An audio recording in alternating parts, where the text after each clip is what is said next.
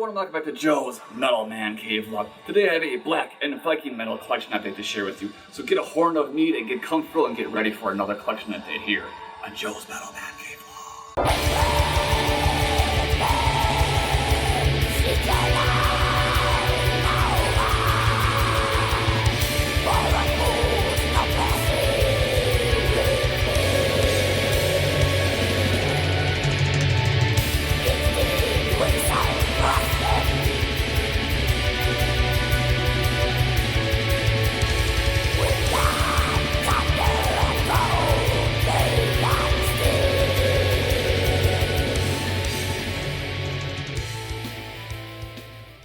Right, then let's get into it. So, up first is a project from Finland known as Warmoon Lord, and their second album, Battle Spells.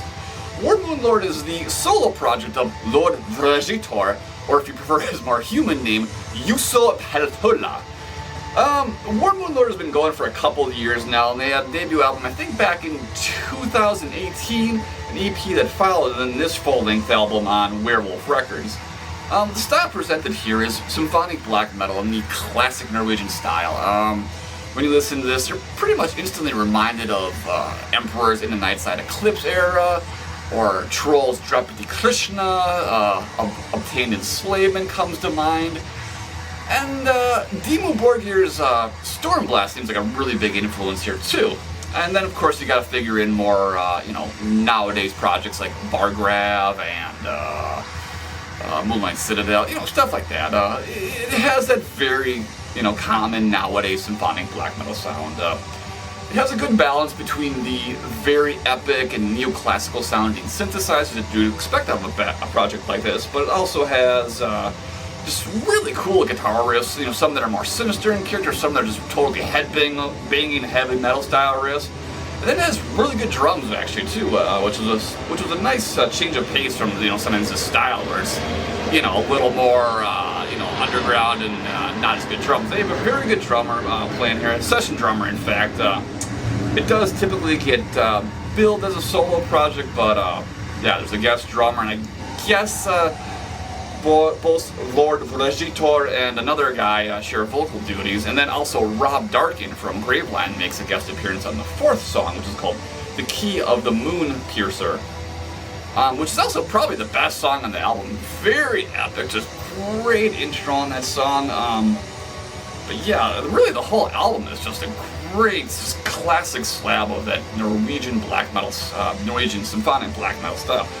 Then in the front cover we have an epic battle scene about to go down. There's the track listing, and it comes in this nice digipack as you can see here. Once again released by the always awesome Werewolf Records from Finland. So the front cover once again, the booklets, lyrics, more lyrics, and yeah, that is the booklet, and that is Warmoon Lord. Again, just great classic sounding symphonic black metal here. If you are into that kind of thing, you will absolutely love this album, and yeah, check it out, Warmoon Lord. Continuing on, we're going to talk about a black metal album that I've personally never seen anyone else on YouTube talk about, and that album in question here is Himinbjorg's Where Ravens Fly. So this was originally released back in 1998 by Redstream Records, but it's actually just a re-release of the band's 1997 demo. But I have a feeling probably a lot of people regard this as their first full-length album because it has about the length of a full-length album, and the production doesn't really strike me as sounding demo-ish. I mean, it's still raw in character and all that kind of stuff, but certainly not, the more typical, demo production you'd expect out of a black metal album. To describe Himinbjorg's style, it is basically black Viking metal. When I listen to this, I'm really reminded of early Enslaved, from Viking or the Big Elder, or however you say that first album's name, through like Blood Hymn, their first couple albums and everything, very early Enslaved-ish influence. But I'm also reminded of more obscure projects like Belinos from France or Angmar, that kind of stuff that just, again, it's kind of just always kind of flew under the radar, but it's good stuff. Pretty solid stuff that we got going here, but kind of a weird characteristic of the album that I should point out right from the get-go is that there's only 3 actual black Viking metal songs, and the other 3 songs are I guess, like acoustic piece, and then the other ones are more in a dark ambient and dungeon synth kind of style.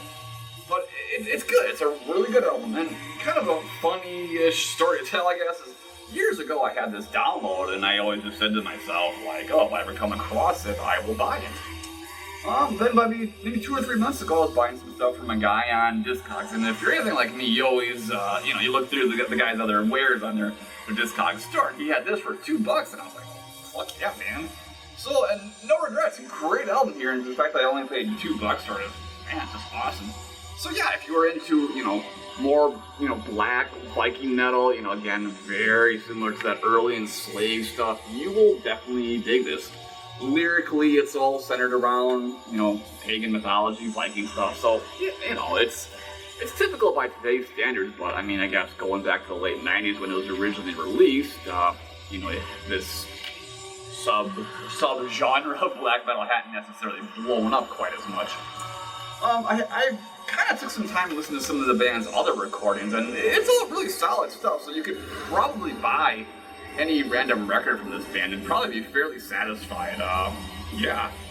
But yeah, it's Blackened Viking metal. I should also mention that some of the guys from this band would also later on play in the French black metal band Nahima, which is a very good project, which I'm actually going to talk about in my next video. But yeah, definitely, you can get any of their albums really cheap, so definitely check it out, Where Ravens Fly by Himinbjorg. Well then, continuing on, we have another impulsive and random Discogs purchase that goes back about 2 or 3 months, but no regrets once again, as I picked this album up for like $3 or $4. So the album in question then is Alkonost, and their self-titled album, Alkonost. Upon buying this, I thought it was their first full-length album, and in a matter of speaking, it actually is, as it is a compilation that gathers together their first album, Songs of the Eternal Oak, and a demo that followed after that called Spirit Tending to Revolt. Alkonost is a Russian Viking folk black metal band which has been going since the mid-90s. And if I had to compare them to any other band, I could basically only compare them to other Russian bands like Alknonost, Butterfly Temple, Pagan Rain, that kind of stuff. The sound is very reminiscent of all those bands, and I don't really know which one of those bands first formed, but Alknonost has been going since 1996, so they're probably the first one. Musically, it's very mid-paced stuff with very epic and very melodic guitar work, sort of raspy black metal vocals, and a very Viking, folky kind of atmosphere to it. There's some acoustic guitars here and there. There's lots of synthesizers and just really catchy songs. It's really wouldn't be fair to call this black metal because it's the black metal influence is only in the vocals. Literally no black metal riffs at all. There's nothing really speedy on this record at all, but all very good stuff. If you just like really melodic, slightly epic, and just kind of fun and catchy folk metal, you're really gonna dig this.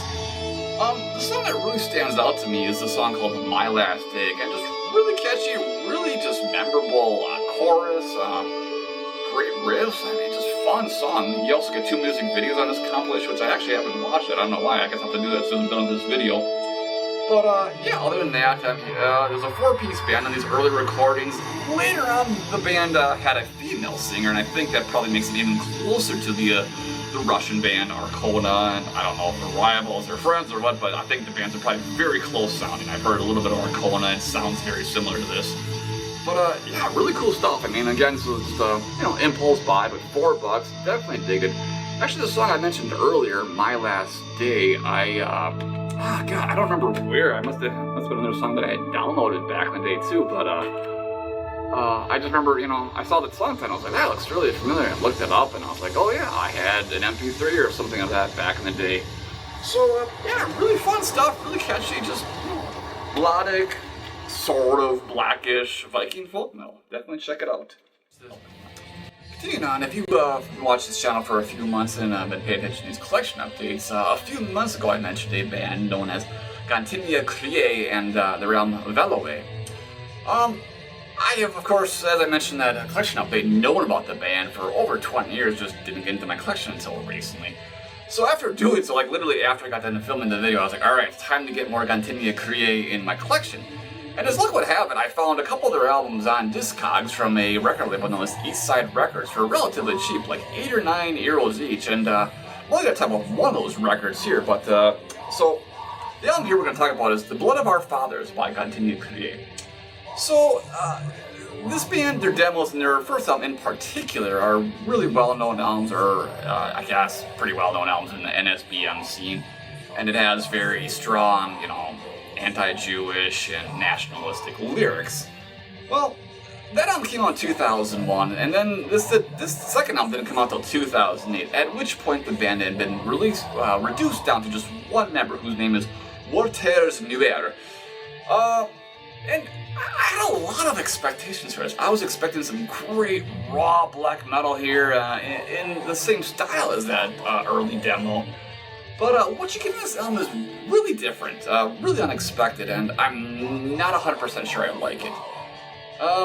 With the band just being a single person here, the music has moved into a more, I guess, sort of melodic, almost technical death metal kind of style. The production is generally pretty clean and everything's really well heard, and for what it's worth, it's pretty good, but it's just, it doesn't really, I've listened to this album like 5-6 times and I just cannot get into it. I don't know. There's some cool riffs, there's some good souls, and as I said, it's kind of technical too. But the thing that really kind of holds back the album, and other than just, the style not really clicking with me, is that program drums are used, and just, I don't know, man, just program drums, they don't work a lot of times. That just has to be said. I think most people agree with me, and considering the band's from Poland, you figure he probably could have found someone to do session drums, and had he had a drummer to do session drums, a really good drummer, this album would definitely be better. But as it is, it's kind of it just kind of sounds like a, just kind of casual underground melodic death metal, technical death metal album. I don't want to go on ahead and say that a band like Behemoth influenced him here, but it's very possible. I mean, this album was released in 2008, and that was right around the time when Behemoth was really, really starting to blow up worldwide, or get bigger anyway. So maybe it was an influence on him. I don't know, but yeah, I don't know. There's some cool, like I said, cool riffs. There's some cool intros and good synths using that album, but I don't know, just nothing really sticks out. It just makes me go like, yeah, this is a good song. And I don't know, it just seems kind of generic, I guess. I mean, if you're more of a fan of, technical melodic death metal, I could see you getting into this album, but it just doesn't really, float my boat, I guess, as they say. So, yeah. There's another look at the booklets, lyrics. Interestingly, the difference between this and their demos and their earlier albums is that everything's in English, and so yeah, you can definitely read the lyrics. I didn't immediately find anything that was overly like anti-Jewish or anything like that, but I might have to skim through them again just for clarity. But yeah, I just another band that's really probably going to continue to be labeled as NSBM just because of their past and the very strong anti-Jewish lyrics. But yeah. Anyway, that's Gontyna Kry and Blood of Our Fathers. The next band I saw live earlier in the year in Chicago, and although the live performance was riddled with audio errors, the heart and the conviction was certainly there. And while I was there, I picked up this band's new album, also a comeback album after a 15-year absence from the black metal scene. So the band in question here is Mork Gryning and their album Himinbjorg or something to that effect. It's Swedish, so I'm not pronouncing it right. But anyway, if you know Mork Gryning, they're sort of underdogs from the classic Swedish melodic death black metal scene. Their old stuff and this stuff including is very much comparable to Dissection, Dawn, Unanimated, Winterland. I mean, you guys know the list. These guys are always underrated, and I don't really know why, because Tucson Arhargat is just a phenomenal album that just never really got the respect it deserved until, I guess, kind of more recent years when people were like, oh, hey, that was a really good album, but, whatever. So, about Himinbjorg then, it carries on in the classic Mork Gryning style, the classic Swedish Blackened death metal style. It picks off, well, I can't actually say it picks off right where they left off, because the last two Mork Gryning albums were much more in a very uninspired and just boring, just straight melodic death metal style. I mean, I'm sure someone out there likes them, but it wasn't for me, I guess. It's all about their first 3 albums: Tucson Hargat, Return Fire, and Maelstrom Chaos, and it's pretty downhill from there. This band is also reunites the 2 classic members, Goth Gorgon and Drake Kimura. Drake Kimura, he had left after the 3rd album, and that's kind of when the band moved in that more just straight melodic death metal sound. But here he's back, and he's in just great classic form. I mean, this is, as I said, just it's that classic Swedish sound, just kind of, you know, put through a modern day filter, but it's like a blast to the past. And quite honestly, if someone had told me this was from the early 2000s or late 90s, I'd probably believe them. I mean, the production's pretty crisp and clear, so maybe it wouldn't be so obvious, but just a really good album. And what I liked about the album is there's not really any filler material, not too much. I mean, you could say the 4 instrumental tracks do kind of push the album a little bit longer, but it's still only like 40 minutes long or something like that. And just every song has really great riffs, just great energy. It kind of has that balance between that more melodic sound and the more brutal sound, kind of almost like Marduk or something like that. And maybe the more technical side of something like Necrophobic, you know, something like that. It's really good. I mean, these comeback albums that, you know, pretty much regardless of genre, it's usually just bullshit, but I really like this. So, yeah, there's a front cover, and yeah, I mean, I had to listen to the album a couple of times, and man, it is really good, just really great, man, great songs here. Just classic Mork Gryning, if you are a fan of the old stuff. There's the booklets. Oh man, there's a little sticker that was on the front of the plastic. So the booklet then, pictures, lyrics of course, skulls, more lyrics, cave stuff or whatever, some clouds, gloomy shit. Yeah, man, like I said, you know, if you were into those first 3 Mork Gryning albums or just any of that old classic Swedish stuff, I am quite sure you'll dig this album. I mean, I have been a fan of Mork Gryning for like 12, 13 years now, so I guess maybe my opinion's a little biased, but I like it. I really dig it, so definitely check it out. Insidious Vried, or something like that.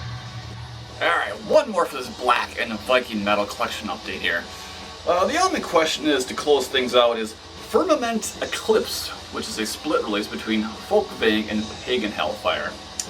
So, my main interest in picking this up is that I first came across Folkvang, a band from Belarus or Belarus. I'm not exactly sure what the proper way to pronounce it is, but I came across the band about 5 or 6 years ago through their album 6 Stories Without Keys, and I absolutely love this album. It's really, really great album. It's very underrated. I'm going to talk about it in a later video, another underrated black metal video, but kind of slowly since that I've been getting my hands on all the Folkvang records and splits, and I really just love them all. So then, Pagan Hellfire was another band. I kind of came across at that same time, but I had already actually known the band from an earlier compilation from the early 2000s that I had called Visions. Well, it was a tribute album to Burzum, and Pagan Hellfire had basically an acoustic guitar cover of one of the ambient tracks from the late 90s from Burzum. So that was my first introduction to Pagan Hellfire, but I didn't get any actual proper albums from Pagan Hellfire until about 2 years ago, and I absolutely loved it. Really great stuff. Both bands play a very comparable raw black metal style, but they're not exactly the same thing. Folkvang has this very interesting kind of characteristic to their music, where the riffs have a very melancholy character to them while still being energetic, and it's not a DSBM thing at all. It does not sound like that genre. It's just raw black metal that has depressive riffs, but still good energy and just good kind of, you know, the ferocity you kind of want and expect in a raw black metal record. And it's just really, you know, this kind of riffs were like, you know, even if there were no lyrics, it would still be just brilliant, just really beautiful, melodic, just sad sounding guitar riffs just kind of run through that raw black metal filter. I mean, the first song, Water, Fire, Air, and Earth, just beautiful kind of opening riffs, almost kind of very atmospheric, and kind of progressive even in its structure, and then Renovation too. Just the main chorus just really does. Oh, man, it's really melancholy sounding stuff, but again, just energetic and just this angry, almost evil kind of sentiment behind it. It's really interesting. And then they also do a cover of Catatonia's old song "Murder" from the Brave Murder Day album, of course. And it's interesting because it's that song again, kind of run through a black metal filter, and it's not great, but it's not bad either. So yeah, man. As for Pagan Hellfire, it's a solo project from Nova Scotia, Canada, spearheaded by Incarnatus. He's been going since the mid-90s, and as I said, I only own 2 other albums from him, but I absolutely love it. His 4 songs on this split are just awesome. You know, again, raw black metal, very comparable to, you know, Judas Iscariot, early Dark Throne, Sargeist, you know, stuff like that. And he does it well, you know, again, really great riffs here. He's a drummer, he's actually a drummer on both of the recordings here. After this recording, I guess he joined Folkvang as a full-time member, but Folkvang hasn't made a new album in over 10 years now, so I guess the project's done at this point, but he played drums on 2 full-length Folkvang albums after the split, and he's a really good drummer. I mean, as far as, you know, raw black metal is concerned, you know, lots of really good fill, just really keeps it interesting, you know, not just one of those, you know, very one-dimensional raw black metal drummers. Very good. I would actually guess that he's probably a drummer first and a guitarist second, but he does both very, very well.